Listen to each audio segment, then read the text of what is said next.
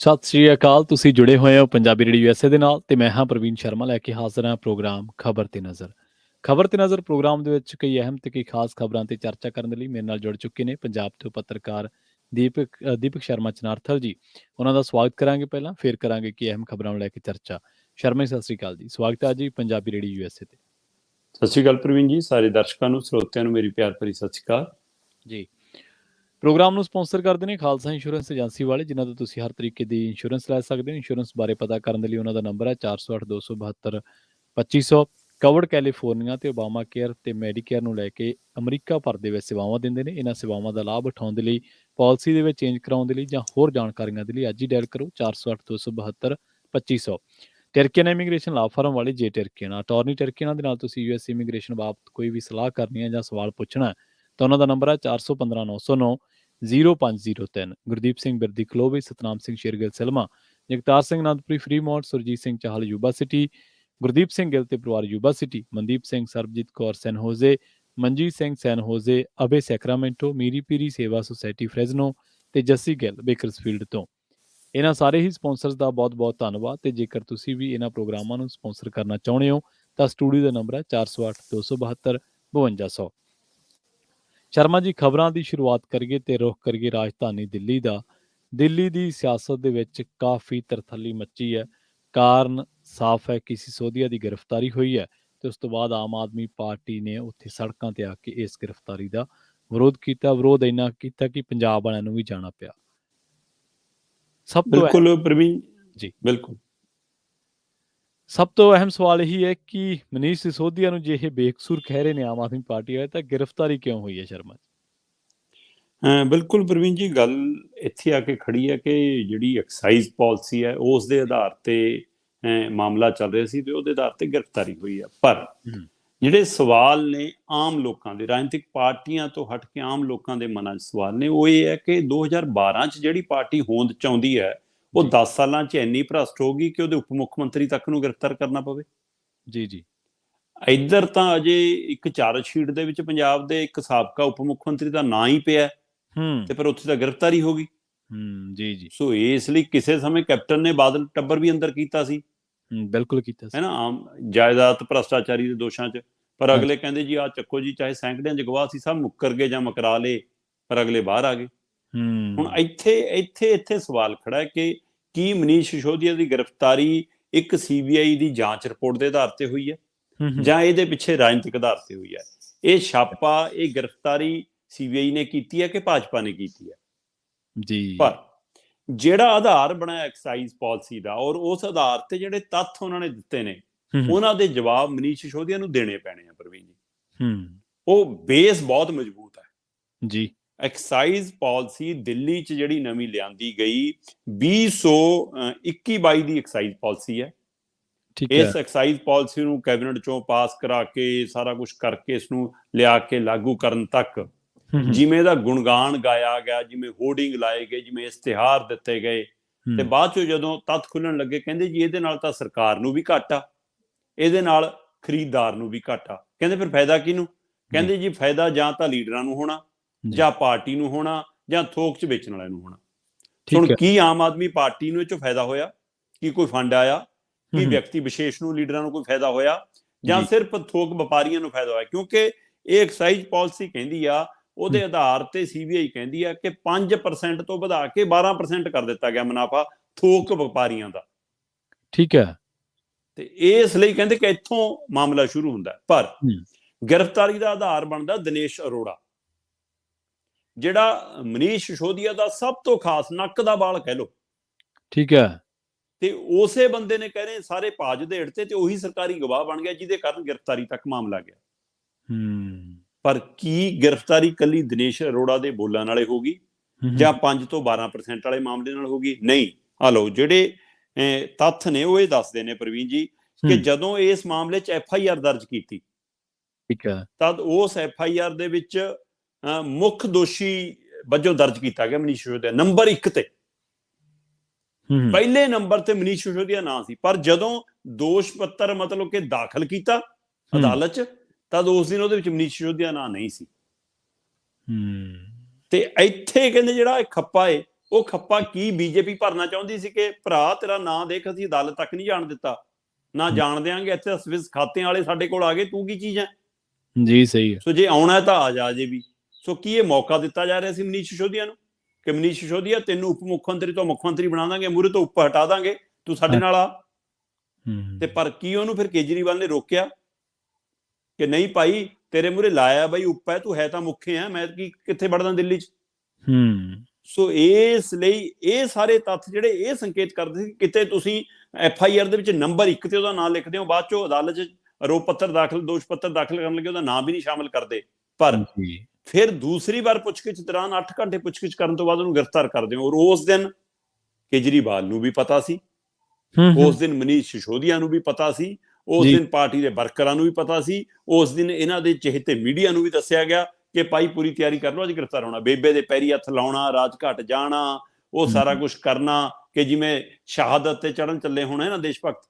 ਸੋ ਇਸ ਤਰ੍ਹਾਂ ਮਤਲਬ ਸ਼ਰਾਬ ਦੇ ਮਾਮਲੇ ਥੋੜੇ ਜਿਹੇ ਦੋਸ਼ ਲੱਗੇ ਨੇ ਤੇ ਤੁਸੀਂ ਪੇਸ਼ ਏਦਾਂ ਕਰ ਰਹੇ ਹੋ ਕਿ ਜਿਵੇਂ ਮਤਲਬ ਕਿ ਤੁਸੀਂ ਕਿਸੇ ਆਜ਼ਾਦੀ ਦੀ ਜੰਗ ਜਿੱਤਣ ਚੱਲੇ ਹੋ ਜਾਂ ਆਜ਼ਾਦੀ ਦੇਸ਼ ਲਈ ਕੁਰਬਾਨ ਹੋਣ ਚੱਲੇ ਹੋ।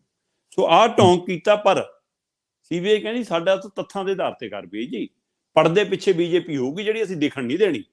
ਹਾਂਜੀ, ਤੱਥ ਸਾਹਮਣੇ ਜਿਹੜੇ ਦਿਖਾਏ ਉਹਦੇ ਵਿੱਚ ਪ੍ਰਵੀਨ ਜੀ ਕਹਿੰਦੇ ਸ਼ਰਾਬ ਕੰਪਨੀਆਂ ਨੂੰ 144.36 ਕਰੋੜ ਰੁਪਏ ਦੀ ਛੂਟ ਦਿੱਤੀ।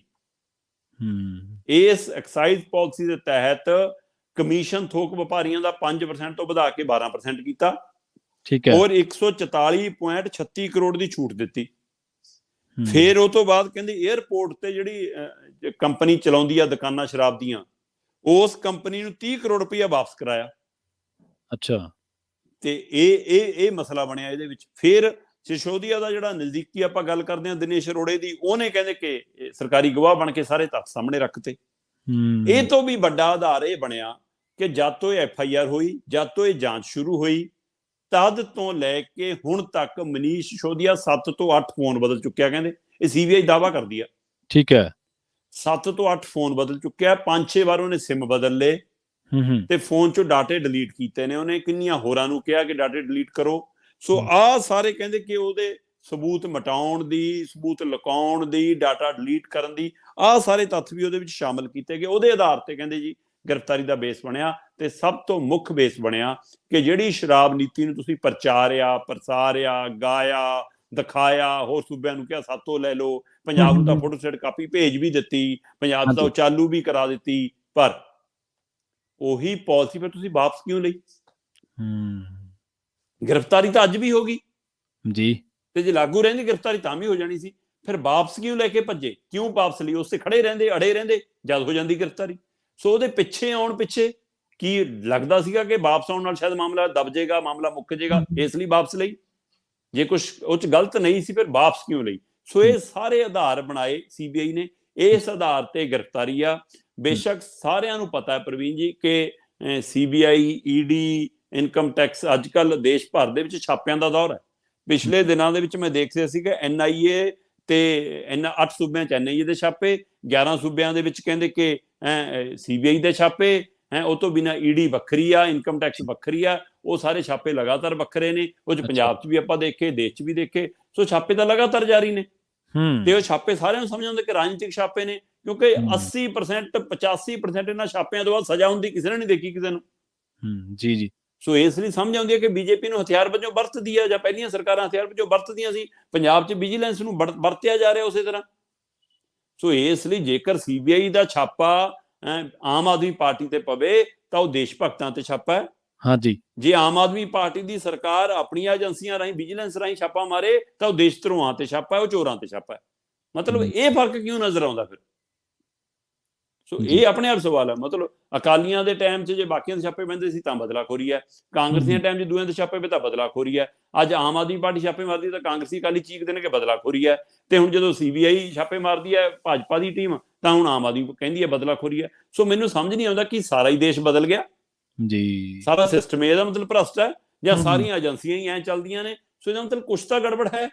ਤੇ ਇਹ ਸਾਰੇ ਤੱਥਾਂ ਨੂੰ ਲੈ ਕੇ ਜਿਹੜੇ ਪੇਸ਼ ਕੀਤੇ ਨੇ ਅਗਲਿਆਂ ਨੇ, ਜਿਹੜੇ ਤੱਥਾਂ ਦੇ ਆਧਾਰ ਤੇ ਛਾਪੇਮਾਰੀ ਕੀਤੀ ਹੈ, ਗ੍ਰਿਫਤਾਰੀ ਕੀਤੀ ਹੈ, ਉਸ ਆਧਾਰ ਤੇ ਮਨੀਸ਼ ਸਿਸੋਦੀਆ ਨੂੰ ਜਵਾਬ ਦੇਣਾ ਪੈਣਾ। ਸੋ ਇਸ ਗ੍ਰਿਫਤਾਰੀ ਦੇ ਪਿੱਛੇ ਆਹ ਮੁੱਖ ਕਾਰਨ ਖੜੇ ਨੇ ਜੀ। ਕਮਿਸ਼ਨ ਲੈਣਾ, ਪੈਸੇ ਦੀ ਛੂਟ ਦੇਣੀ, ਆਪਣੇ ਮਿੱਤਰਾਂ ਨਾਲ ਮਿਲ ਕੇ ਐਕਸਾਈਜ਼ ਪਾਲਿਸੀ ਗੜਬੜਾਂ ਕਰਨੀਆਂ, ਤੇ ਇਹ ਸਭ ਦੇ ਬਾਵਜੂਦ ਉਸ ਪਾਲਿਸੀ ਨੂੰ ਫਿਰ ਵਾਪਸ ਵੀ ਲੈ ਲੈਣਾ, ਇਹ ਸਾਰੇ ਆਧਾਰ ਬਣੇ ਜਿਹਦੇ ਕਾਰਨ ਮਨੀਸ਼ ਸਿਸੋਦੀਆ ਦੀ ਗ੍ਰਿਫਤਾਰੀ ਹੋਈ ਹੈ। ਜੀ, ਗ੍ਰਿਫਤਾਰੀ ਤਾਂ ਹੋ ਗਈ ਸ਼ਰਮਾ ਜੀ, ਤੇ ਜੇਕਰ ਸਿਆਸੀ ਸੰਦਰਭ ਤੋਂ ਦੇਖੀਏ ਤਾਂ ਇਹ ਵੀ ਸਵਾਲ ਤਾਂ ਵਾਜਬ ਬਣਦਾ ਨਾ ਕਿ ਇਸ ਗ੍ਰਿਫਤਾਰੀ ਦਾ ਅਸਰ ਜਿਹੜਾ ਪਊਗਾ ਉਹ ਕਿਸ ਤੇ ਪਊਗਾ। ਦੇਖੋ, ਜੇਕਰ ਤਾਂ ਤੁਸੀਂ ਇਸ ਦਾ ਰਾਜਨੀਤਿਕ ਅਸਰ ਸਮਝਣਾ ਹੋਵੇ ਤਾਂ ਉਹ ਸਿੱਧਾ ਆਮ ਆਦਮੀ ਪਾਰਟੀ ਤੇ ਪੈਂਦਾ। ਜੇਕਰ ਇਹਦਾ ਸੂਬਿਆਂ ਦੇ ਆਧਾਰ ਤੇ ਸਮਝਣਾ ਹੋਵੇ ਤਾਂ ਦਿੱਲੀ ਨਾਲੋਂ ਵੱਧ ਅਸਰ ਹੁਣ ਪੰਜਾਬ ਤੇ ਪੈਂਦਾ।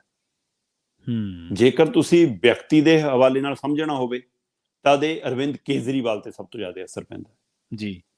ਜਿੱਥੋਂ ਤੱਕ ਹੈ ਗੱਲ ਮਤਲਬ ਕਿ ਸਮੁੱਚੀ ਆਮ ਆਦਮੀ ਪਾਰਟੀ ਦੀ, ਆਮ ਆਦਮੀ ਪਾਰਟੀ ਦੇ ਵਿੱਚ ਸੰਗਠਨ ਦੇ ਵਿੱਚ ਵੀ ਮਨੀਸ਼ ਸਿਸੋਦੀਆ ਨੰਬਰ 2 ਤੇ ਨਜ਼ਰ ਆਉਂਦੇ ਸੀ। ਠੀਕ ਹੈ। ਸਰਕਾਰ ਦੇ ਵਿੱਚ, ਦਿੱਲੀ ਦੀ ਸਰਕਾਰ ਦੇ ਵਿੱਚ ਵੀ ਮਨੀਸ਼ ਸਿਸੋਦੀਆ 2 ਨੰਬਰ ਤੇ ਨਜ਼ਰ ਆਉਂਦੇ ਸੀ, ਹੈ ਨਾ।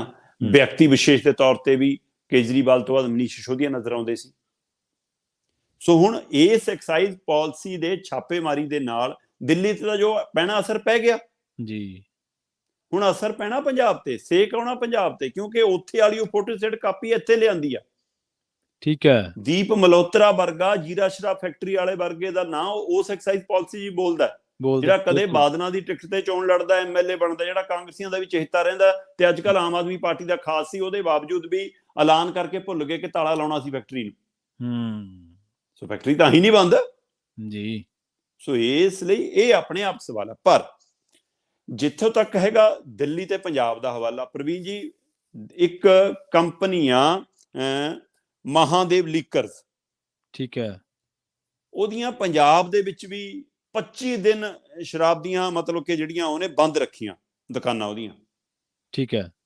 ਕਹਿੰਦੇ ਜੀ ਉਹਦੇ ਨਾਲ ਕੋਈ ਮਸਲਾ ਸੀ ਦਿੱਲੀ ਨੂੰ ਲੈ ਕੇ ਤੇ ਉਹ ਮਸਲਾ ਨਿਬੇੜਨਾ ਸੀ। ਫਿਰ ਨਿਬੜਿਆ ਕਿਵੇਂ? ਕਹਿੰਦੇ ਜੀ ਮਸਲਾ ਉਹ ਨਿਬੜਿਆ 25 ਲੱਖ ਰੁਪਏ ਦੀਆਂ ਦੋਵੇਂ ਡਿਸਲਰੀਆਂ ਤੋਂ ਜੁਰਮਾਨਾ ਲੱਗਿਆ ਜੀ। ਕਹਿੰਦੇ ਜੀ 51 ਲੱਖ ਰੁਪਈਆ ਉਹਦੇ ਲਈ ਮੁੱਖ ਮੰਤਰੀ ਰਿਲੀਫ ਫੰਡ ਲਈ ਲਿਆ। ਅੱਛਾ। ਤੇ ਇਹ ਤੋਂ ਬਿਨਾਂ ਬਾਕੀ ਕੀ ਲਿਆ ਜੀ ਉਹ ਪਤਾ ਨਹੀਂ। ਫੇਰ ਖੁੱਲੀਆਂ ਜੀ ਉਹ ਦੁਕਾਨਾਂ। ਸੋ ਇਸ ਲਈ ਇਹ ਪੰਜਾਬ ਤੇ ਉਹਨੇ ਕਹਿੰਦੇ ਜੀ ਸਾਰਾ ਕੁਝ ਰੱਖਤਾ, ਤਾਂ ਤੋਨੇ ਵੀ ਖੋਲਤੇ। ਠੀਕ ਹੈ। ਸੋ ਉਹ ਤੋਂ ਬਾਅਦ ਹੁਣ ਐਕਸਾਈਜ਼ ਪਾਲਿਸੀ ਉਰੇ ਹੈ ਤੇ ਉਰੇ ਦੇ ਅਫਸਰਾਂ ਤੋਂ ਪਹਿਲੇ ਗੇੜ ਦੀ ਪੁੱਛਗਿੱਛ ਹੋ ਚੁੱਕੀ ਹੈ ਪੰਜਾਬ ਦਿਆਂ ਤੋਂ। ਤੇ ਹੁਣ ਕੱਲ ਚਾਹੇ ਉਹ ਮਨੀਸ਼ ਸਿਸੋਦੀਆ ਦੇ ਹੱਕ ਚ ਨਾਅਰੇ ਲਾ ਰਹੇ ਸੀ ਪੰਜਾਬ ਦੇ ਮੰਤਰੀ, ਜੀ, ਚਾਹੇ ਪੰਜਾਬ ਦੇ ਮੁੱਖ ਮੰਤਰੀ ਮਨੀਸ਼ ਸਿਸੋਦੀਆ ਨੂੰ ਘਰੇ ਮਿਲਣ ਜਾਣ ਹੌਸਲਾ ਦੇ ਰਹੇ ਸੀ, ਚਾਹੇ ਪੰਜਾਬ ਦੇ ਐਮਐਲਏ ਕਹਿ ਰਹੇ ਸੀ ਸਾਡੇ ਇਮਾਨਦਾਰ ਲੀਡਰ ਨੂੰ ਹੱਥ ਪਾਇਆ, ਅਸੀਂ ਧਰਨੇ ਲਾਵਾਂਗੇ, ਮੁਜ਼ਾਹਰੇ ਕਰਾਂਗੇ, ਪਰ ਅੰਦਰੋਂ ਆਪਣੇ ਲਈ ਡਰ ਰਹੇ ਸੀਗੇ, ਪਤਾ ਕਰ ਰਹੇ ਸੀ ਪੁੱਛੋ ਸਾਡਾ ਤਾਂ ਨਹੀਂ ਨਾਂ ਕਿਸੇ ਦਾ। ਸੋ ਇਸ ਲਈ ਕੱਲ ਦੀ ਪੰਜਾਬ ਦੀ ਆਮ ਆਦਮੀ ਪਾਰਟੀ ਦੀ ਸਰਕਾਰ ਡਰੀ ਹੋਈ ਹੈ ਪੰਜਾਬ ਵਾਲੀ ਕਿ ਦਿੱਲੀ ਤੋਂ ਬਾਅਦ ਦਿੱਲੀ ਵਾਲੀ ਪਾਲਿਸੀ ਦੀ ਫੋਟੋ ਸਟੇਟ ਲਿਆਏ ਸੀ, ਕਿਤੇ ਉੱਥੇ ਵਾਲੀ FIR ਦੀ ਫੋਟੋ ਸਟੇਟ ਨਾ ਸੀਬੀਆਈ ਉਰੇ ਲਿਆਵੇ, ਕਿਤੇ ਉੱਥੇ ਵਾਲੀ FIR ਉਰੇ ਵੀ ਲਾਗੂ ਨਾ ਹੋ ਜਾਵੇ, ਕਿਤੇ ਉਰੇ ਵੀ ਮੰਤਰੀ ਮੁੱਖ ਮੰਤਰੀ ਗ੍ਰਿਫਤਾਰ ਤਾਂ ਨਹੀਂ ਕੋਈ ਹੋ ਜਾਏਗਾ। ਇਹ ਆਪਣੇ ਆਪ ਸਵਾਲ ਖੜਾ। ਸੋ ਇਸ ਲਈ ਅਫਸਰਾਂ ਤੋਂ ਲੈ ਕੇ ਐਮਐਲਏ ਤੱਕ, ਐਮਐਲਏ ਤੋਂ ਲੈ ਕੇ ਮੰਤਰੀ ਤੱਕ, ਮੰਤਰੀ ਤੋਂ ਲੈ ਕੇ ਸਰਕਾਰ ਤੱਕ ਇਸ ਖੌਫ 'ਚ ਹੈ ਕਿ ਇਹਦਾ ਅਸਰ ਸਾਡੇ ਤੇ ਪੈ ਸਕਦਾ। ਇਹ ਤਾਂ ਹੈ ਜੀ ਸਰਕਾਰ ਤੇ ਅਸਰ ਜੀ। ਦੂਜਾ, ਮਨੀਸ਼ ਸਿਸੋਦੀਆ ਦੀ ਗ੍ਰਿਫਤਾਰੀ ਦੇ ਨਾਲ ਆਮ ਆਦਮੀ ਪਾਰਟੀ ਦੇ ਸੰਗਠਨ ਤੇ ਖਾਸਾ ਅਸਰ ਪੈਣਾ ਜੀ, ਕਿਉਂਕਿ ਆਮ ਆਦਮੀ ਪਾਰਟੀ ਨੂੰ ਕੇਜਰੀਵਾਲ ਤੋਂ ਬਾਅਦ ਜੇਕਰ ਕੋਈ ਸਾਂਭ ਰਿਹਾ ਸੀ, ਖਾਸ ਕਰ ਦਿੱਲੀ ਦੇ ਵਿੱਚ ਜਿਵੇਂ ਸਾਂਭ ਰਿਹਾ ਸੀ, ਤਾਂ ਉਹ ਮਨੀਸ਼ ਸਿਸੋਦੀਆ ਸੀ। ਤੇ ਸਰਕਾਰ ਤੋਂ, ਪਾਰਟੀ ਤੋਂ ਬਾਅਦ ਸਰਕਾਰ, ਪ੍ਰਵੀਨ ਜੀ 33 ਵਿਭਾਗ ਨੇ, 33 ਵਿਭਾਗਾਂ ਚੋਂ 18 ਵਿਭਾਗ ਮਤਲਬ ਕਿ ਅੰਦਰ ਚਲੇ ਗਏ। ਇੱਕ ਸਰਕਾਰ 'ਚ 33 ਵਿਭਾਗ ਹੋਣ ਤੇ ਉਹਦੇ ਵਿੱਚੋਂ 18 ਵਿਭਾਗ ਤੁਹਾਡੇ ਸਲਾਖਾਂ ਪਿੱਛੇ ਚਲੇ ਜਾਣ, 18 ਵਿਭਾਗਾਂ ਦੀ ਗ੍ਰਿਫਤਾਰੀ ਹੋ ਜਾਵੇ ਤੇ ਇੱਥੋਂ ਹਿਸਾਬ ਲਾ ਲਓ ਕਿ ਅੱਧੇ ਤੋਂ ਬਾਅਦ ਸਰਕਾਰ ਤਾਂ ਅੰਦਰ ਚਲੀ ਗਈ। 3 ਮੰਤਰੀ ਜੀ 2012 ਚ ਜੰਮੀ ਪਾਰਟੀ, 2023 ਤੱਕ ਆਉਂਦੇ ਆਉਂਦੇ 3 ਮੰਤਰੀ ਗ੍ਰਿਫਤਾਰ ਹੋ ਚੁੱਕੇ ਨੇ। ਠੀਕ ਹੈ। ਜਿਨ੍ਹਾਂ ਚੋਂ ਇੱਕ ਸਤਿੰਦਰ ਜੈਨ ਅਜੇ ਵੀ ਅੰਦਰ ਆ, ਹਾਂਜੀ ਅੰਦਰ, ਤੇ ਦੂਜਾ ਹੁਣ ਮਨੀਸ਼ ਸਿਸੋਦੀਆ। ਤੇ 11 ਮਹੀਨਿਆਂ ਦੀ ਪੰਜਾਬ ਦੀ ਸਰਕਾਰ ਦੇ ਵਿੱਚ 2 ਮੰਤਰੀ ਤੇ 1 ਐਮਐਲਏ ਭ੍ਰਿਸ਼ਟਾਚਾਰ ਲੈਣ ਦੇਣ ਦੇ ਮਾਮਲਿਆਂ ਦੇ ਵਿੱਚ ਨਿਸ਼ਾਨੇ ਤੇ ਆ ਚੁੱਕੇ ਨੇ। ਤੇ ਪਰ ਜਿਹੜੇ ਕਹਿੰਦੇ ਸੀ ਅਸੀਂ ਇਮਾਨਦਾਰ ਹਾਂ, ਉਹਨਾਂ ਨੇ ਪੰਜਾਬ ਦੇ ਵਿੱਚ ਕੀ ਕਾਰਵਾਈ ਕੀਤੀ ਜੀ? ਜੇ ਵਿਜੇ ਸਿੰਗਲਾ ਮੁੱਖ ਮੰਤਰੀ ਕੋ ਦੋਸ਼ੀ ਸੀ, ਮੁੱਖ ਮੰਤਰੀ ਗਵਾਹੀ ਦੇਣ ਦੇ, ਜੇ ਨਹੀਂ ਸੀ ਫਿਰ ਝੂਠਾ ਕਾਹਦੇ ਲਈ ਫਸਾਇਆ ਸੀ? ਇਸੇ ਤਰ੍ਹਾਂ ਸਰਾਰੀ ਨੂੰ ਜੇ ਕੱਢਿਆ ਤਾਂ ਉਹ ਪਾਈ ਕੈਬਨਿਟ ਚੋਂ ਕੱਢਿਆ, ਪਾਰਟੀ ਚੋਂ ਕੱਢਣਾ ਭੁੱਲ ਗਏ ਜੀ। ਹੈ ਉਹ ਤੋਂ ਵਿਧਾਨ ਸਭਾ ਦੀ ਮੈਂਬਰੀ ਵਾਪਸ ਲਓ ਨਾ ਫਿਰ, ਜੇ ਉਹ ਗਲਤ ਬੰਦਾ। ਇਸੇ ਤਰ੍ਹਾਂ ਹੁਣ ਤੁਹਾਡਾ ਰਤਨ ਹੈ ਨਾ, ਇੰਨਾ ਸੋਹਣਾ ਰਤਨ ਨਿਕਲਿਆ ਕਿ 4 ਲੱਖ ਦੀ ਗ੍ਰਿਫਤਾਰੀ ਵੀ ਤੁਹਾਨੂੰ ਲੇਟ ਪਾਉਣੀ ਪਈ ਕਿ ਹਾਂ ਕਾਗਜ਼ੀ ਕਾਰਵਾਈ ਜੀ ਲੇਟ ਹੋ ਗਈ। ਕਿਹਨੇ ਮਨਾਇਆ, ਕਿਹਨੇ ਰੋਕਿਆ? ਪਰ ਉਹਨੂੰ ਵੀ ਅਜੇ ਤੱਕ ਪਾਰਟੀ ਚੋਂ ਤਾਂ ਨਹੀਂ ਕੱਢਿਆ। ਨਹੀਂ, ਉਹਦੀ MLA-ਸ਼ਿਪ ਰੱਦ ਕਰਨ ਲਈ ਕਿਸੇ ਨੇ ਵਿਧਾਨ ਸਭਾ ਨੂੰ ਲਿਖਿਆ ਹੋਵੇ ਤਾਂ ਦੱਸ ਦਿਓ, ਜੇ ਤੁਹਾਨੂੰ ਚੇਤੇ ਹੋਵੇ ਤਾਂ, ਮੈਨੂੰ ਤਾਂ ਚੇਤੇ ਨਹੀਂ। ਸੋ ਫਿਰ ਕਿੱਥੇ ਆ ਇਮਾਨਦਾਰੀ? ਇਸੇ ਤਰ੍ਹਾਂ ਦਿੱਲੀ ਦੇ ਵਿੱਚ ਸਿੱਧਾ ਸਰਕਾਰ ਤੇ ਅਸਰ ਪੈਣਾ ਮਨੀਸ਼ ਸਿਸੋਦੀਆ ਦਾ। ਸਤਿੰਦਰ ਜੈਨ ਅੰਦਰ ਹੈ, ਪਰ ਉਹ ਤੋਂ ਮੰਤਰਾਲਾ ਵਾਪਸ ਨਹੀਂ ਲਿਆ, ਠੀਕ ਹੈ, ਉਹ ਤੋਂ ਵਿਭਾਗ ਲਿਆ ਜੀ। ਸਿਹਤ ਵਿਭਾਗ ਦਾ ਮੰਤਰੀ, ਸਿਹਤ ਵਿਭਾਗ ਕਹਿੰਦੇ ਅਸੀਂ ਦੇਖ ਲਾਂਗੇ, ਕੋਈ ਗੱਲ ਨਹੀਂ, ਤੂੰ ਅੰਦਰ ਰਹਿ। ਪਰ ਉਹ ਤੋਂ ਮੰਤਰੀ ਉਹਦਾ ਵਾਪਸ ਨਹੀਂ ਲਿਆ। ਸੰਦੀਪ ਸਿੰਘ ਦੇ ਮਾਮਲੇ ਤੇ ਆਪਾਂ ਸਵਾਲ ਕਰਦੇ ਹਾਂ ਕਿ ਸੰਦੀਪ ਸਿੰਘ ਤੋਂ ਵਿਭਾਗ ਵਾਪਸ ਲੈਣਾ ਚਾਹੀਦਾ ਸੀ, ਮੰਤਰੀ ਉਹਦਾ ਵਾਪਸ ਲੈਣਾ ਚਾਹੀਦਾ ਸੀ। ਲਖੀਮਪੁਰੀ ਖੀਰੀ ਵਾਲੇ ਮਾਮਲੇ 'ਚ ਆਪਾਂ ਲਗਾਤਾਰ ਗੱਲ ਕਰਦੇ ਹਾਂ ਕਿ ਉਹ ਤੋਂ ਵਾਪਸ ਲੈਣਾ ਚਾਹੀਦਾ ਸੀ, ਉਹਨੂੰ ਮੰਤਰੀ ਮੰਡਲ ਚੋਂ, ਕੇਂਦਰ ਚੋਂ ਬਾਹਰ ਕੱਢਣਾ ਚਾਹੀਦਾ ਸੀ। ਇਸੇ ਤਰ੍ਹਾਂ ਮਨੀਸ਼ ਸਿਸੋਦੀਆ ਹੋਵੇ, ਸਤਿੰਦਰ ਜੈਨ ਹੋਵੇ, ਜੇਕਰ ਉਹ ਮਾਮਲੇ 'ਚ ਘਿਰੇ ਨੇ, ਜਦੋਂ ਤੱਕ ਜਾਂਚ ਚੱਲਦੀ ਹੈ, ਜਦੋਂ ਤੱਕ ਫੈਸਲਾ ਨਹੀਂ ਹੁੰਦਾ, ਤਦ ਤੱਕ ਉਹਨਾਂ ਤੋਂ ਮੰਤਰਾਲੇ ਵਾਪਸ ਲੈਣੇ ਚਾਹੀਦੇ ਨੇ। ਇੱਥੇ ਉਪ ਮੁੱਖ ਮੰਤਰੀ ਵੀ ਅੰਦਰ ਜੀ, ਇੱਥੇ ਸਿਹਤ ਮੰਤਰੀ ਵੀ ਅੰਦਰ, ਕੋਈ ਨਾ ਵਿਭਾਗ ਅਸੀਂ ਦੇਖ ਲਾਂਗੇ। ਸੋ ਅੰਦਰੇ ਮਸਾਜ ਸੈਂਟਰ ਚੱਲਦਾ, ਅੰਦਰੇ ਰੈਸਟੋਰੈਂਟ ਚੱਲਦਾ ਸੀ, ਅੰਦਰੇ ਉਹਦਾ ਦਫ਼ਤਰ ਵੀ ਚੱਲਦਾ ਸੀ। ਸੋ ਕੀ ਹੁਣ ਉਪ ਮੁੱਖ ਮੰਤਰੀ ਦੇ 33 ਵਿਭਾਗ ਵੀ ਅੰਦਰੋਂ ਚੱਲਣਗੇ? ਕਹਿਣ ਨੂੰ ਵਿਭਾਗ ਕੋਈ ਹੋਰ ਲੈ ਲਵੇ ਤੇ ਫਾਈਲਾਂ ਅੰਦਰ ਜਾਣਗੀਆਂ, ਕਿਉਂਕਿ ਵਿੱਤ ਵੀ ਉਹਦੇ ਕੋਲ, ਸਥਾਨਕ ਸਰਕਾਰਾਂ ਵੀ ਉਹਦੇ ਕੋਲ, ਬਿਲਡਿੰਗ ਨਿਰਮਾਣ ਵੀ ਉਹਦੇ ਕੋਲ, ਸਿੱਖਿਆ ਵੀ ਉਹਦੇ ਕੋਲ, ਹੈ ਨਾ, ਗ੍ਰਹਿ ਸਕੱਤਰ ਵਾਲੇ ਉਹ ਸਾਰੇ ਵਿਭਾਗ ਵੀ ਬਾਕੀ ਉਹਦੇ ਕੋਲ। ਸੋ 18 ਵਿਭਾਗ ਮਨੀਸ਼ ਸਿਸੋਦੀਆ ਕੋਲ, ਤੇ ਇਹਦਾ ਮਤਲਬ 18 ਵਿਭਾਗ ਅੰਦਰ ਨੇ, ਤੇ ਫਿਰ ਸਰਕਾਰ ਤੇ ਕਿਸ ਕਦਰ ਅਸਰ ਪੈਣਾ ਜੀ। ਤੇ ਸਭ ਤੋਂ ਵੱਡਾ ਅਸਰ ਅਰਵਿੰਦ ਕੇਜਰੀਵਾਲ ਤੇ। ਕੀ ਇਹ ਬੀਜੇਪੀ ਨੇ ਮਨੀਸ਼ ਸਿਸੋਦੀਆ ਦੇ ਰਾਹੀਂ, ਸ਼ਰਾਬ ਨੀਤੀ ਦੇ ਰਾਹੀਂ ਸਿੱਧਾ ਹਮਲਾ ਅਰਵਿੰਦ ਕੇਜਰੀਵਾਲ ਤੇ ਕੀਤਾ ਕਿ ਜਿਹੜਾ 24 ਦੇ ਸੁਪਨੇ ਲੈ ਕੇ 29 ਚ ਆਪਣੀ ਪਰਵਾਜ਼ ਸਿਰੇ ਚੜਾਉਣਾ ਚਾਹੁੰਦਾ? ਉਹ ਸੋਚਦਾ ਕਿ 24 ਤੱਕ ਪੂਰੇ ਦੇਸ਼ 'ਚ ਮੈਂ ਆਪਣੇ ਖੰਭ ਖਿਲਾਰ ਲਵਾਂ, ਤੇ ਜੇ ਦਾਲ ਲੱਗ ਗਿਆ ਤਾਂ ਠੀਕ ਹੈ, ਨਹੀਂ ਫਿਰ 29 ਚ ਡਾਰੀ ਭਰ ਲਾਂਗੇ। ਸੋ ਇਸ ਲਈ ਉਹ ਕਦੇ ਕਦੇ ਬੀਜੇਪੀ ਦੀ ਨੀਤੀ ਦੇ ਉੱਤੇ, ਸੰਘਵਾਦ ਵਾਲੀ ਨੀਤੀ ਤੇ ਬੋਲਦਾ ਵੀ ਚੱਲਦਾ ਕਿ ਸ਼ਾਇਦ ਮੋਦੀ ਵੀ ਖੁਸ਼ ਰਹੇ, ਸੰਘ ਵੀ ਖੁਸ਼ ਰਹੇ, ਕਿ ਕੋਈ ਨਾ ਇੱਕ ਮੌਕਾ ਮੋਦੀ ਨੂੰ ਤੇ ਅਗਲੀ ਮੌਕਾ ਮੈਨੂੰ। ਕਿ ਇਸ ਨੀਤੀ ਤੇ ਚੱਲ ਰਹੇ ਅਰਵਿੰਦ ਕੇਜਰੀਵਾਲ ਤੋਂ ਭਾਜਪਾ ਡਰੀ, ਭਾਜਪਾ ਨੂੰ ਲੱਗਿਆ ਕਿ 29 ਦਾ 29 ਕਿਤੇ 24 ਚ ਨਾ ਖੰਭ ਖਿਲਾਰ ਦੇਵੇ ਮੋਦੀ ਦੇ। ਕਿ ਇਸ ਲਈ ਉਹਨੂੰ ਦਿੱਲੀ ਤੱਕ ਸੀਮਤ ਕਰਨ ਦੇ ਲਈ ਮਨੀਸ਼ ਸਿਸੋਦੀਆ ਤੇ ਕਾਰਵਾਈ ਹੈ ਕਿ ਅਰਵਿੰਦ ਕੇਜਰੀਵਾਲ ਨੂੰ ਵਾਪਸ ਦਿੱਲੀ ਪਰਤਣਾ ਪਵੇ। ਪਿਛਲੀ ਵਾਰ ਵੀ ਲੋਕ ਸਭਾ ਚੋਣਾਂ 'ਚ ਜਦੋਂ ਮੋਦੀ ਦੇ ਸਾਹਮਣੇ ਜਾ ਕੇ ਲੜੇ ਸੀ ਤਾਂ ਦਿੱਲੀ ਇੱਕ ਵਾਰ ਖਤਰਾ ਆ ਗਈ ਸੀ, ਦਿੱਲੀ ਖਤਰੇ 'ਚ, ਫਿਰ ਵਾਪਸ ਮੁੜੇ ਕੇਜਰੀਵਾਲ ਦਿੱਲੀ, ਦੁਬਾਰਾ ਦਿੱਲੀ ਸਾਂਭੀ। ਤੇ ਹੁਣ ਫੇਰ ਜਿਵੇਂ ਪੂਰੇ ਦੇਸ਼ ਦੇ ਵਿੱਚ 2024 ਨੂੰ ਲੈ ਕੇ ਤੁਰੇ ਨੇ ਕੇਜਰੀਵਾਲ, ਤੇ ਦਿੱਲੀ ਮਨੀਸ਼ ਸਿਸੋਦੀਆ ਦੇ ਹਵਾਲੇ ਛੱਡਤੀ ਸੀ। ਸੋ ਹੁਣ ਮਨੀਸ਼ ਸਿਸੋਦੀਆ ਅੰਦਰ ਨੇ, ਫਿਰ ਪਾਰਟੀ ਵੀ ਖਤਰੇ 'ਚ, ਸਰਕਾਰ ਵੀ ਖਤਰੇ 'ਚ, ਤੇ ਕੇਜਰੀਵਾਲ ਦਾ ਆਪਣਾ ਰਾਜਨੀਤਿਕ ਭਵਿੱਖ ਵੀ ਖਤਰੇ 'ਚ। ਇਸ ਲਈ ਪਾਰਟੀ ਬਚਾਉਣ ਲਈ ਵੀ, ਸਰਕਾਰ ਬਚਾਉਣ ਲਈ ਵੀ, ਤੇ ਆਪਣਾ ਰਾਜਨੀਤਿਕ ਕੈਰੀਅਰ ਬਚਾਉਣ ਲਈ ਵੀ, ਕਿ ਕੇਜਰੀਵਾਲ ਦਿੱਲੀ ਵਾਪਸ ਪਰਤਣਗੇ। ਔਰ ਬੀਜੇਪੀ ਦਾ ਇਹੀ ਦਾ ਹੈ, ਜਿਹੜਾ ਦਾ ਉਹਨਾਂ ਦਾ ਸਟੀਕ ਬੈਠਿਆ, ਉਹ ਬਾਇਆ CBI ਚੱਲਿਆ, ਬਾਇਆ ਸ਼ਰਾਬ ਨੀਤੀ ਚੱਲਿਆ। ਸੋ ਇਸ ਲਈ ਸਾਰੇ ਤੇ ਅਸਰ ਪੈਣਾ ਹੀ ਪੈਣਾ, ਤੇ ਅਸਲੀ ਅਸਰ ਅਜੇ ਕਾਰੋਬਾਰੀਆਂ ਤੇ ਪੈਣਾ, ਸ਼ਰਾਬ ਦੇ ਥੋਕ ਕਾਰੋਬਾਰੀਆਂ ਤੇ। ਹੁਣ ਉਹ ਪਿੱਟਣਗੇ ਕਿ ਉਹ ਬੀਜੇਪੀ ਦੀ ਝੋਲੀ ਡਿੱਗਣਗੇ ਜੀ, ਜਾਂ ਫਿਰ ਇੱਧਰ ਆਉਣਗੇ। ਸੋ ਇਸ ਲਈ ਹੁਣ ਉਹ ਸਾਰਾ ਕੁਝ ਦੇਖਣ ਦਾ ਬਾਕੀ ਹੈ, ਤੇ ਅਸਰ ਵਿਆਪੀ ਨਜ਼ਰ ਆ ਰਿਹਾ ਜੀ, ਦਿੱਲੀ ਤੋਂ ਲੈ ਕੇ ਪੰਜਾਬ ਤੱਕ, ਪੰਜਾਬ ਤੋਂ ਲੈ ਕੇ ਪਾਰਟੀਆਂ ਤੱਕ, ਪਾਰਟੀਆਂ ਤੋਂ ਲੈ ਕੇ ਕੇਜਰੀਵਾਲ ਤੱਕ। ਕੇਜਰੀਵਾਲ ਬੜੇ ਲੰਬੇ ਗੋਲ ਲੈ ਕੇ ਚੱਲ ਰਿਹਾ। ਇਹ ਛਾਵਾਂ ਬਹੁਤ ਵੱਡੀਆਂ ਨੇ, ਇਹਦੇ 'ਚ ਕੋਈ ਦੋ ਰਾਏ ਨਹੀਂ। ਜਿਹੜੀ ਤੁਸੀਂ ਗੱਲ ਕਹੀ ਹੈ ਕਿ ਪ੍ਰਧਾਨ ਮੰਤਰੀ ਦੇ ਉਹਦੇ ਲਈ ਲਾਮਬੰਦੀਆਂ ਵੀ ਹੋ ਰਹੀਆਂ ਨੇ, ਹੁਣੇ ਤੋਂ ਹਮ ਖਿਆਲੀਆਂ ਦੇ ਨਾਲ ਚਾਹ ਪਿਆਲੀਆਂ ਵੀ ਪੀਤੀਆਂ ਜਾ ਰਹੀਆਂ ਨੇ। ਦੇਸ਼ ਦੇ ਵਿੱਚ 3-4 ਲੀਡਰ ਨੇ ਜਿਹੜੇ ਆਪਣੇ ਆਪ ਨੂੰ ਆਉਣ ਵਾਲਾ ਪ੍ਰਧਾਨ ਮੰਤਰੀ ਸਮਝਦੇ ਆ। ਕੇਜਰੀਵਾਲ ਉਹਨਾਂ 'ਚੋਂ ਇੱਕ ਹੈ। ਨਿਤਿਸ਼ ਕੁਮਾਰ, ਮਹਾਰਾਸ਼ਟਰ ਦੀ ਮਹਾਂਗਾੜੀ ਗੱਠਜੋੜ ਵਾਲੇ ਤਾਂ ਖੈਰ ਹੁਣ ਪਿੱਛੇ ਰਹਿ ਗਏ, ਉੱਧਰੋਂ ਬੀਬੀ ਮਮਤਾ ਬੈਨਰਜੀ ਹੈ। ਵੈਸਦੀ ਦੇਖਣ ਵਾਲਿਆਂ 'ਚੋਂ ਵੀ ਕਈ ਕਹਿੰਦੇ ਨੇ ਕਿ ਦੇਸ਼ ਵਿਆਪੀ ਲੀਡਰ ਬਣੀਏ, ਪਰ ਕਈਆਂ ਦੀ ਭਾਸ਼ਾ ਅੜਿੱਕ ਹੈ। ਅਗਲੀ ਖਬਰ ਦੇ ਵੱਲ ਵਧੀਏ ਸ਼ਰਮਾ ਜੀ, ਤੇ ਦੁੱਖ ਸੁੱਖ ਪੰਜਾਬ ਵਾਲੀਆਂ ਖਬਰਾਂ ਨਾਲ ਵੀ ਕਰ ਲਈਏ ਆਪਾਂ। ਰੋਡਵੇਜ ਨੂੰ ਸਰਕਾਰੀ ਜਿਹੜੀ ਰੋਡਵੇਜ ਨੂੰ ਡਰਾਈਵਰ ਤੇ ਕੰਡਕਟਰਾਂ ਦੀ ਜਿਹੜੀ ਭਰਤੀ ਹੈ, ਉਹਦਾ ਇੰਤਜ਼ਾਰ ਹੈ। ਤੇ ਇਕੱਲਾ ਇੰਤਜ਼ਾਰ ਨਹੀਂ ਗਾ ਸ਼ਰਮਾ ਜੀ, ਇਹਦੇ ਪਿੱਛੇ ਕਾਰਨ ਇੱਕ ਹੋਰ ਹੈ। ਇਹਦੇ ਪਿੱਛੇ ਮਾਲਗੇ ਦਾ ਨੁਕਸਾਨ ਵੀ ਹੋ ਰਿਹਾ। ਹਰ ਦਿਨ 54 ਲੱਖ ਰੁਪਏ ਦਾ ਨੁਕਸਾਨ ਰੋਡਵੇਜ ਨੂੰ ਝੱਲਣਾ ਪੈ ਰਿਹਾ, ਸਿਰਫ ਇਸ ਭਰਤੀ ਕਰਕੇ। ਕਿ ਜੇਕਰ ਇੱਕ ਭਰਤੀ ਕਰ ਲਈ ਜਾਂਦੀ, ਜਿੰਨੀ ਇੱਕ ਮਤਲਬ ਲੋੜ ਹੈ ਲੋਕਾਂ ਦੀ ਇਸ ਚਲਾਉਣ ਨੂੰ, 54 ਲੱਖ ਦੇ ਖੱਪੇ ਨੂੰ ਪੂਰਨ ਦੇ ਲਈ, ਕਿ ਉਹਨਾਂ ਦੀਆਂ ਤਨਖਾਹਾਂ ਇਸ ਤੋਂ ਵੀ ਜ਼ਿਆਦਾ ਬਣਦੀਆਂ ਨੇ। ਪ੍ਰਵੀਨ ਜੀ, ਬਿਲਕੁਲ ਤੁਹਾਡੀ ਗੱਲ ਦਰੁਸਤ ਹੈ ਕਿ ਇਸ ਮੌਕੇ ਪੰਜਾਬ ਰੋਡਵੇਜ ਤੇ ਪੰਜਾਬ ਦਾ ਬਿਜਲੀ ਵਿਭਾਗ ਦੋਏ ਬਹੁਤ ਵੱਡੇ ਸੰਕਟ ਚੋਂ ਲੰਘ ਰਹੇ ਨੇ ਜੀ, ਤੇ ਉਹਦਾ ਅਸਰ ਸਿੱਧਾ ਪੰਜਾਬ ਦੇ ਲੋਕਾਂ ਤੇ ਪੈਂਦਾ ਜੀ। ਪੰਜਾਬ ਦੀ ਰੋਡਵੇਜ ਦਾ ਲੱਕ ਇਸ ਕਦਰੋਂ ਟੁੱਟਿਆ ਕਿ ਉਹ ਬੀਬੀਆਂ ਲਈ ਵੀ ਮੁਫਤ, ਮੁਲਾਜ਼ਮਾਂ ਲਈ ਵੀ ਮੁਫਤ, ਹੈ ਨਾ, ਸਟਾਫ ਵਾਲਿਆਂ ਲਈ ਵੀ ਮੁਫਤ, ਹੈ ਨਾ, ਤੇ ਉਹਦਾ ਅਸਰ ਇਹ ਹੈ ਕਿ ਉਹਦਾ ਘਾਟਾ ਹੀ ਨਹੀਂ ਪੂਰਾ ਹੁੰਦਾ। ਤੇ ਦੂਸਰਾ, ਰਹਿੰਦੀ ਖੁੰਦੀ ਕਸਰ ਇਸ ਗੱਲ ਨੇ ਕੱਢਤੀ ਕਿ 538 ਬੱਸਾਂ 18 ਡਿਪੂਆਂ ਦੀਆਂ ਪੱਕੀਆਂ ਡਿਪੂਆਂ ਅੰਦਰ ਖੜੀਆਂ। 538 ਇੱਕ ਸੂਬੇ ਦੀ 538 ਬੱਸਾਂ ਸੜਕ ਤੇ ਹੀ ਨਾ ਉਤਰਨ ਤਾਂ ਕਮਾਈ ਕਿੱਥੋਂ ਆਉਣੀ ਹੈ ਜੀ। ਤੇ ਇੱਥੋਂ ਅੰਦਾਜ਼ਾ ਲਾ ਲਓ। ਤੇ ਨੁਕਸਾਨ ਰੋਜ਼ਾਨਾ ਦਾ 54 ਲੱਖ। ਪਿਛਲੇ ਦੌਰ ਦੇ ਵਿੱਚ 160 ਕਰੋੜ ਦਾ ਘਾਟਾ ਸਹਿ ਚੁੱਕੀ ਆ। ਅੱਛਾ, ਠੀਕ ਹੈ। ਤੇ 200 ਕਰੋੜ ਦਾ ਸਾਲਾਨਾ ਹੋ ਗਿਆ ਨੁਕਸਾਨ।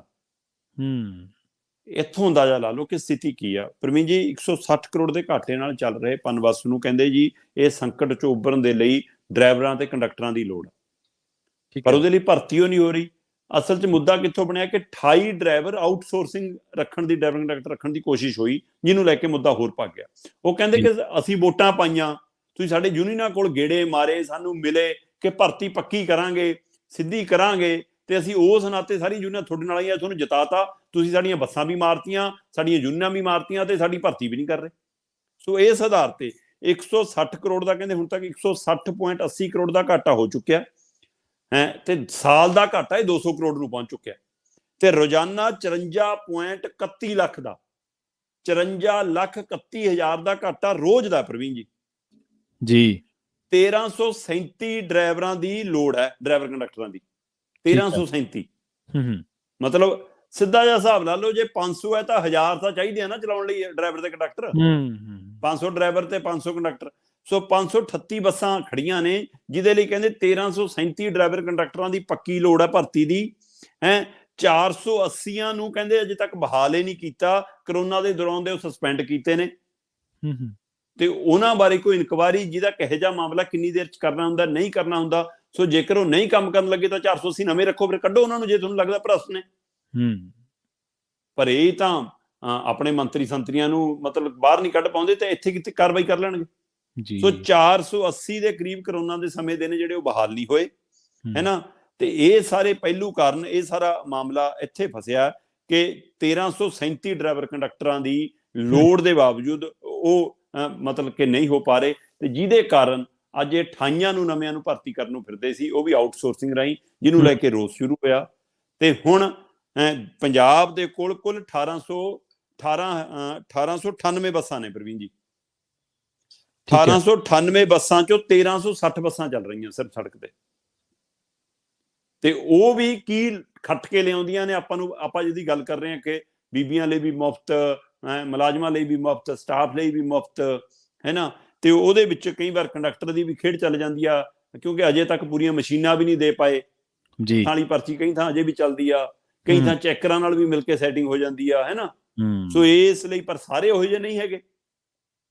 ਪਰ ਉਹਦੇ ਬਾਵਜੂਦ ਵੀ 1360 ਬੱਸਾਂ ਚੱਲ ਰਹੀਆਂ ਤੇ 538 ਬੱਸਾਂ ਖੜੀਆਂ ਨੇ, ਜਿਹਦੇ ਵਿੱਚੋਂ ਨੰਬਰ 1 ਦੇ ਉੱਤੇ ਪਠਾਨਕੋਟ ਹੈ, 58 ਬੱਸਾਂ ਖੜੀਆਂ ਨੇ ਉਸ ਡਿਪੂ ਦੀਆਂ। ਠੀਕ ਹੈ। ਨੰਬਰ 2 ਦੇ ਉੱਤੇ ਅੰਮ੍ਰਿਤਸਰ ਹੈ, 54 ਬੱਸਾਂ ਖੜੀਆਂ ਨੇ ਉਸ ਡਿਪੂ ਦੀਆਂ। ਇਸੇ ਤਰ੍ਹਾਂ ਨੰਬਰ 3 ਦੇ ਉੱਤੇ ਚੰਡੀਗੜ੍ਹ ਦਾ ਪੰਜਾਬ ਰੋਡਵੇਜ਼ ਡਿਪੂ ਹੈ, ਜਿਹਦੀਆਂ 45 ਬੱਸਾਂ ਖੜੀਆਂ ਨੇ। ਨੰਬਰ 4 ਦੇ ਉੱਤੇ ਲੁਧਿਆਣਾ ਹੈ, ਜਿਹਦੀਆਂ 42 ਡਿਪੂ 'ਚ ਬੱਸਾਂ ਖੜੀਆਂ ਨੇ। ਨੰਬਰ 5 ਦੇ ਉੱਤੇ ਨਵਾਂ ਸ਼ਹਿਰ ਹੈ, 38 ਬੱਸਾਂ ਖੜੀਆਂ ਨੇ।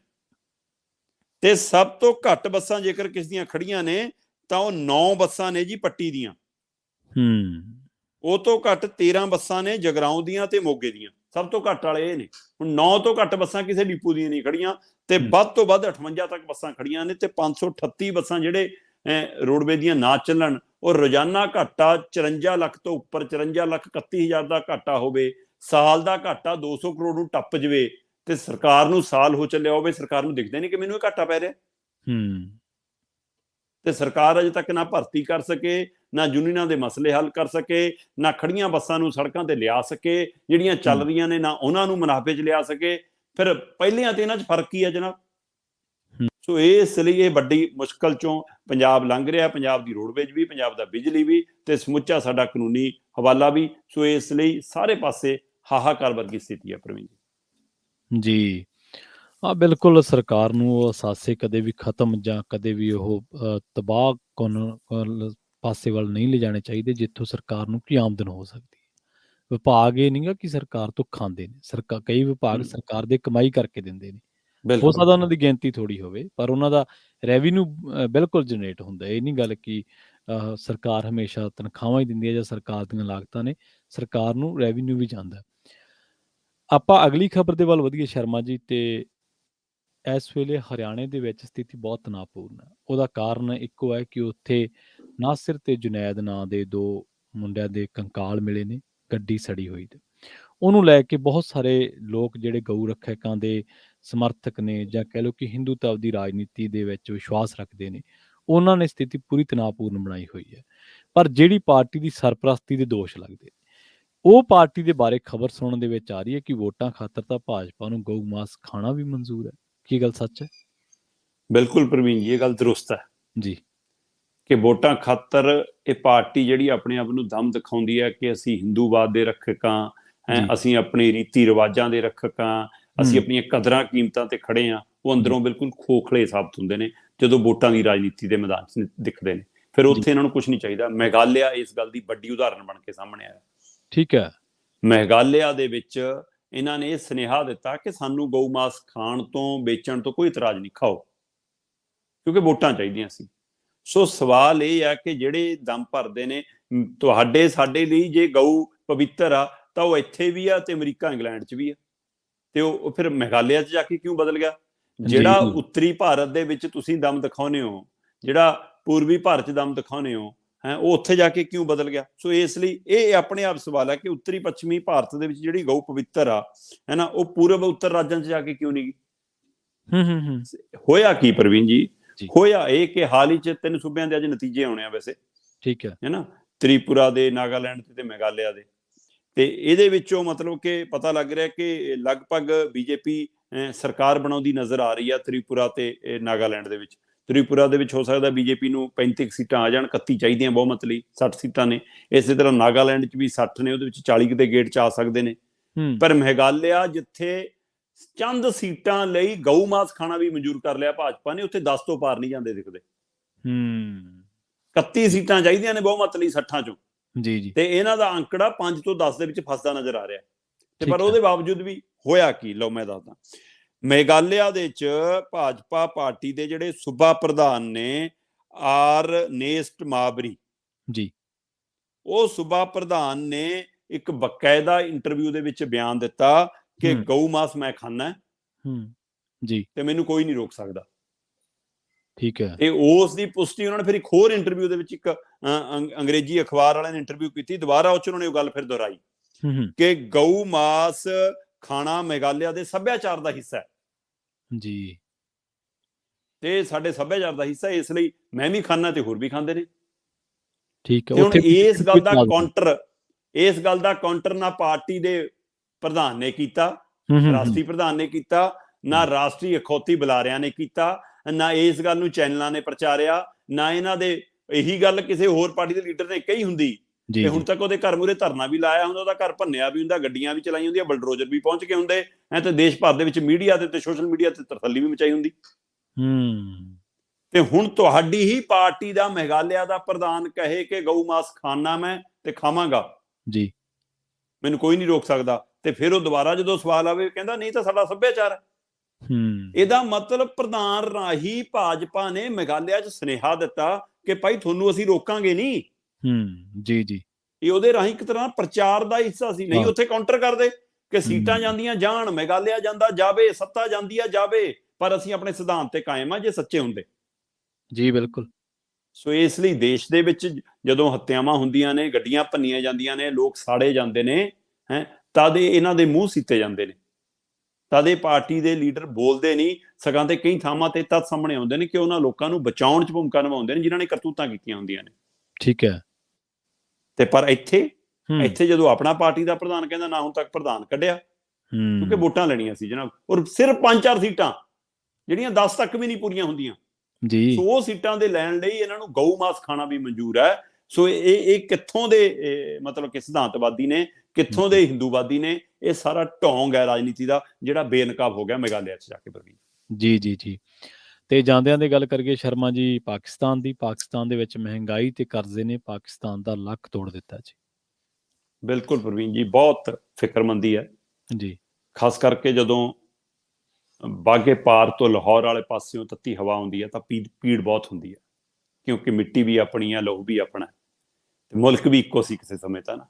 ਸੋ ਇਸ ਲਈ ਇਸ ਮੌਕੇ ਗਵਾਂਢੀ ਨੂੰ ਗਵਾਂਢੀ ਵਾਲੀ ਭੂਮਿਕਾ ਨਿਭਾਉਣੀ ਚਾਹੀਦੀ ਹੈ। ਇਹ ਕਿੰਨੇ ਪੱਧਰ ਤੇ ਸਵਾਲ ਹੋ ਰਹੇ ਨੇ, ਔਰ ਇਹ ਵੀ ਚਰਚਾ ਚੱਲੀ ਹੈ ਕਿ ਸ਼ਾਇਦ ਨਰਿੰਦਰ ਮੋਦੀ ਸਮੇਂ ਦਾ ਇੰਤਜ਼ਾਰ ਕਰ ਰਹੇ ਨੇ, ਅਚਾਨਕ ਉਹ ਕੋਈ ਅਜਿਹਾ ਕੁਝ ਕਰਨ ਕਿ ਜਿਹਦੇ ਨਾਲ ਮਤਲਬ ਕਿ ਇੱਧਰ ਰਾਸ਼ਟਰਵਾਦ ਦੇ ਨਾਂ ਤੇ ਵੀ ਉੱਤੇ ਵੀ ਸਾਡਾ ਝੰਡਾ ਉੱਚਾ ਹੋ ਜਾਵੇ ਤੇ ਦੇਸ਼ ਦੇ ਵਿੱਚ ਘੱਟ ਗਿਣਤੀ ਮੁਸਲਿਮ ਭਾਈਚਾਰਾ ਨੂੰ ਵੀ ਇਹ ਸੁਨੇਹਾ ਦੇ ਕਿ ਦੇਖੋ ਅਸਾਂ ਪਾਕਿਸਤਾਨ ਤੱਕ ਜਾ ਕੇ ਮਦਦ ਕਰੇ। ਇਹਦੇ ਉੱਤੇ ਵੀ ਅੰਦਰ ਕਹਿੰਦੇ ਵਿਚਾਰਾਂ ਚੱਲ ਰਹੀਆਂ, ਇਹਦੇ ਉੱਤੇ ਵੀ ਕੋਈ ਨੀਤੀ ਘੜਨ ਦੀ ਕੋਸ਼ਿਸ਼ ਚੱਲ ਰਹੀ ਹੈ ਕਿ ਕੀ ਕੋਈ ਇਹੋ ਜਿਹਾ ਦਾਅ ਪੇਚ ਹੋ ਸਕਦਾ, ਇਹ ਅਚਾਨਕ ਜਾ ਕੇ ਕੇਕ ਖਾਧਾ ਜਾ ਸਕਦਾ ਹੈ ਨਾ, ਤਾਂ ਫਿਰ ਕਹਿੰਦੇ ਕਿ ਏਦਾਂ ਵੀ ਕੁਝ ਹੋ ਸਕਦਾ। ਉਹਦੇ ਉੱਤੇ ਅਜੇ ਵਿਚਾਰ ਹੈ, ਮੰਥਨ ਹੈ ਕਿ ਕੀ ਇੱਕ ਦਾਅ ਖੇਡ ਲਈਏ ਜਾਂ ਨਹੀਂ ਖੇਡੀਏ। ਪਰ ਜੋ ਸਥਿਤੀ ਗਵਾਂਢੀ ਮੁਲਕ ਦੀ ਆ ਬਹੁਤ ਫਿਕਰਮੰਦੀ ਵਾਲੀ ਹੈ ਪ੍ਰਵੀਨ ਜੀ। ਪਾਕਿਸਤਾਨ 'ਚ ਮਹਿੰਗਾਈ ਵੀ ਤੇ ਕਰਜ਼ਾ ਵੀ ਉਹਨਾਂ ਦਾ ਲੱਕ ਤੋੜ ਰਿਹਾ। ਇਸ ਮੌਕੇ ਪਾਕਿਸਤਾਨ ਦੇਸ਼ ਦੇ ਉੱਤੇ 97 ਅਰਬ ਡਾਲਰ ਤੋਂ ਵੱਧ ਦਾ ਕਰਜ਼ਾ ਹੋ ਚੁੱਕਿਆ। ਠੀਕ ਹੈ। ਤੇ ਜਿਹਦੇ ਵਿੱਚੋਂ ਚੀਨ ਦਾ ਕਰਜ਼ਾ ਹੀ 23 ਅਰਬ ਤੋਂ ਜ਼ਿਆਦਾ ਹੈ, 23 ਅਰਬ ਡਾਲਰ ਤੋਂ ਜ਼ਿਆਦਾ ਜੀ। ਇਹ ਕਹਿੰਦੇ ਕਿ ਇਹ ਲਗਭਗ ਜਿੰਨਾ ਕਰਜ਼ਾ ਕੁੱਲ ਹੈਗਾ, ਜਿਵੇਂ 97 ਅਰਬ ਡਾਲਰ ਦੱਸਿਆ ਜਾਂਦਾ, ਜਿੰਨਾ ਕੁੱਲ ਕਰਜ਼ਾ ਪਾਕਿਸਤਾਨ ਦਾ ਹੈਗਾ, ਉਹਦਾ 30% ਤੋਂ ਜ਼ਿਆਦਾ ਕਰਜ਼ਾ ਇਕੱਲੇ ਚੀਨ ਦਾ। ਤੇ ਇਸ ਸਥਿਤੀ 'ਚ ਪਾਕਿਸਤਾਨ ਨੂੰ ਲਿਆਉਣ ਦੇ ਪਿੱਛੇ ਵੀ ਚੀਨ ਦੀ ਕਰਤੂਤ ਮੰਨੀ ਜਾ ਰਹੀ ਹੈ। ਠੀਕ ਹੈ। ਤੁਸੀਂ ਇੱਥੋਂ ਅੰਦਾਜ਼ਾ ਲਾ ਲਓ ਕਿ ਪਿਛਲੇ ਇੱਕ ਹਫ਼ਤੇ 'ਚ ਮਹਿੰਗਾਈ ਦਾ ਜਿਹੜਾ ਹਾਲ ਹੈ, ਉਹ ਪਿਆਜ਼ 372% ਮਹਿੰਗਾ ਹੋਇਆ। ਇਸੇ ਤਰ੍ਹਾਂ ਜਿਹੜਾ ਉੱਥੇ ਚਿਕਨ ਹੈ 101% ਤੋਂ ਜ਼ਿਆਦਾ ਮਹਿੰਗਾ ਗਿਆ। ਇਸੇ ਤਰ੍ਹਾਂ ਜਿਹੜਾ ਡੀਜ਼ਲ ਤੇ ਆਂਡੇ ਨੇ ਉਹ 81% ਮਹਿੰਗੇ ਹੋ ਗਏ। ਇਸੇ ਤਰ੍ਹਾਂ ਜਿਹੜਾ ਟਮਾਟਰ ਹੈ ਉਹ 65% ਹੈ ਨਾ, ਤੇ ਚੌਲਾਂ ਦਾ ਟੋਟਾ ਹੈ ਨਾ ਉਹ ਵੀ ਮਤਲਬ 73% ਮਹਿੰਗਾ ਹੋਇਆ। ਇਸੇ ਤਰ੍ਹਾਂ ਬ੍ਰੈਡ 55% ਮਹਿੰਗਾ ਹੋ ਗਿਆ, ਕੇਲਾ 67-68% ਮਹਿੰਗਾ ਹੋ ਗਿਆ, ਦਾਲਾਂ 70% ਤੱਕ ਮਹਿੰਗੀਆਂ ਹੋ ਗਈਆਂ। ਸੋ ਇਹ ਸਥਿਤੀ ਜੋ ਪਾਕਿਸਤਾਨ ਲੰਘ ਰਿਹਾ, ਪਿਛਲੇ ਸਾਲ ਮਈ ਮਹੀਨੇ 'ਚ ਉੱਥੇ ਮਹਿੰਗਾਈ ਦਰ 17% ਸੀ ਤੇ ਅੱਜ ਜਿਹੜੀ 45% ਤੋਂ ਉੱਪਰ ਚਲੀ ਗਈ। ਸੋ ਇੱਥੋਂ ਅੰਦਾਜ਼ਾ ਲਾਇਆ ਜਾ ਸਕਦਾ ਕਿ ਪਾਕਿਸਤਾਨ ਕਿਸ ਸਥਿਤੀ ਚੋਂ ਲੰਘ ਰਿਹਾ। ਤੇ ਕਹਿੰਦੇ ਕਰਜ਼ਾ ਮੋੜਨ ਦੇ ਲਈ ਵੀ ਉਹਨੂੰ 35 ਬਿਲੀਅਨ ਡਾਲਰ ਦੀ ਲੋੜ ਹੈ।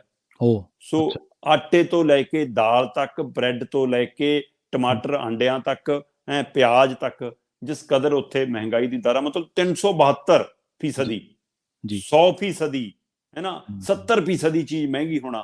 ਸੋ ਕੁੱਲ ਮਹਿੰਗਾਈ ਦਰ ਉੱਥੇ ਮਤਲਬ ਇਹ ਦੇਖੋ 51 ਚੀਜ਼ਾਂ ਦਾ ਇੱਕ ਸਰਵੇ ਆਇਆ ਪ੍ਰਵੀਨ ਜੀ। ਠੀਕ ਹੈ। 51 ਦੇ ਵਿੱਚੋਂ 33 ਚੀਜ਼ਾਂ ਨੇ ਜਿਹੜੀਆਂ ਸਿੱਧੀਆਂ ਮਹਿੰਗੀਆਂ ਹੋਈਆਂ ਨੇ। ਸਿਰਫ 12 ਚੀਜ਼ਾਂ ਨੇ ਜਿਨ੍ਹਾਂ ਦਾ ਰੇਟ ਫਿਕਸ ਖੜਾ ਹੈ ਤੇ ਸਿਰਫ 6 ਚੀਜ਼ਾਂ ਨੇ ਜਿਨ੍ਹਾਂ ਦਾ ਰੇਟ ਮਾੜਾ ਮੋਟਾ ਘਟਿਆ, ਪਰ ਜਿਹੜਾ ਵਧਿਆ ਉਹਨਾਂ ਦਾ ਸਿਖਰ ਹੈ। ਸੋ 40 ਤੋਂ 45% ਦੀ ਮਹਿੰਗਾਈ ਦਰ ਉੱਥੇ ਵੱਧ ਗਈ। 97 ਅਰਬ ਡਾਲਰ ਤੋਂ ਵੱਧ ਦਾ ਕਰਜ਼ਾ ਹੈ, ਜਿਹਦੇ ਵਿੱਚ 30% ਤੋਂ ਵੱਧ ਕਰਜ਼ਾ ਚੀਨ ਦਾ ਹੀ ਆ। ਤੇ ਚੀਨ ਨੇ ਇਸ ਮਕੜ ਜਾਲ 'ਚ ਪਾਕਿਸਤਾਨ ਨੂੰ ਰਗੜਿਆ ਤੇ ਹੋਰ ਵੀ ਕਿੰਨੇ ਗਵਾਂਢੀ ਮੁਲਕ ਸਾਡੇ ਆਲੇ ਦੁਆਲੇ ਇਸ ਜਕੜ ਮਾਲ 'ਚ ਫਸ ਰਹੇ ਨੇ। ਤੇ ਕਰਜ਼ਾ ਮੋੜਨ ਲਈ 35 ਬਿਲੀਅਨ ਡਾਲਰ ਦੀ ਲੋੜ ਹੈ। ਤੇ ਆਟੇ, ਦਾਲ ਤੇ ਰੋਟੀ ਤੋਂ ਵੀ ਪਾਕਿਸਤਾਨ ਦੇ ਵਿੱਚ ਹਾਹਾਕਾਰ ਮਚੀ ਆ। ਸੋ ਇਸ ਮੌਕੇ ਉਹਨੂੰ ਵੀ ਆਸ ਹੈ, ਉੱਥੇ ਦੇ ਆਵਾਮ ਨੂੰ ਵੀ ਆਸ ਹੈ ਕਿ ਸ਼ਾਇਦ ਭਾਰਤ ਇਸ ਮੌਕੇ ਕੋਈ ਹੈਲਪ ਕਰ ਸਕਦਾ। ਜੀ ਕਹਿੰਦੇ ਆ ਚਰਚਾ ਚੱਲ ਰਹੀ ਹੈ ਬਾਰਡਰ ਖੁੱਲਣ ਤੇ ਵੀ ਵਿਚਾਰ ਹੋ ਸਕਦਾ। ਜੇ ਬਾਰਡਰ ਸਰਹੱਦਾਂ ਖੁੱਲਣਗੀਆਂ ਤਾਂ ਫਾਇਦਾ ਹੋਊਗਾ, ਇਹਦੇ 'ਚ ਕਿਹੜੀ ਗੱਲ ਹੈ ਕਿ ਫਾਇਦਾ ਨਾ ਹੋਵੇ। ਇੱਧਰ ਉਧਰ ਸਵਾਲ ਇਹ ਹੈ ਕਿ ਉਹ ਅਵਾਨੀ ਅਡਾਨੀਆਂ ਲਈ ਖੁੱਲਣਗੀਆਂ ਕਿ ਆਮ ਕਿਸਾਨਾਂ ਲਈ ਖੁੱਲਣਗੀਆਂ, ਇਹ ਸਵਾਲ ਉਹਨਾਂ ਦਾ ਲਾਹਾ ਆਮ ਲੋਕਾਂ ਨੂੰ ਮਿਲੂਗਾ ਜਾਂ ਸਰਕਾਰ ਦੇ ਖਜ਼ਾਨੇ ਨੂੰ ਮਿਲੂਗਾ ਜਾਂ ਅਡਾਨੀ ਦੀ ਤਿਜੋਰੀ ਨੂੰ ਮਿਲੂਗਾ। ਇਹ ਵੱਡਾ ਸਵਾਲ ਹੈ। ਸ਼ਰਮਾ ਜੀ, ਇਹਨਾਂ ਖਾਸ ਖਬਰਾਂ ਤੇ ਖਾਸ ਜਾਣਕਾਰੀਆਂ ਦੇ ਲਈ ਤੁਹਾਡਾ ਬਹੁਤ ਬਹੁਤ ਧੰਨਵਾਦ ਜੀ। ਬਹੁਤ ਸ਼ੁਕਰੀਆ ਜੀ। ਸੋ ਪ੍ਰੋਗਰਾਮ ਖਬਰ ਤੇ ਨਜ਼ਰ ਨੂੰ ਆਪਾਂ ਇੱਥੇ ਹੀ ਸਮਾਪਤ ਕਰਾਂਗੇ। ਪੰਜਾਬੀ ਰੇਡੀਓ USA ਤੇ ਪ੍ਰੋਗਰਾਮਾਂ ਦਾ ਸਿਲਸਿਲਾ ਲਗਾਤਾਰ ਜਾਰੀ ਹੈ। ਤੁਸੀਂ ਜੁੜੇ ਰਹੋ ਪੰਜਾਬੀ ਰੇਡੀਓ USA ਦੇ ਨਾਲ। ਤੇ ਆਖਿਰ ਦੇ ਵਿੱਚ ਇੱਕ ਵਾਰ ਫਿਰ ਤੋਂ ਤੁਹਾਨੂੰ ਸਭ ਨੂੰ ਪਿਆਰ ਸਤਿਕਾਰ ਸਹਿਤ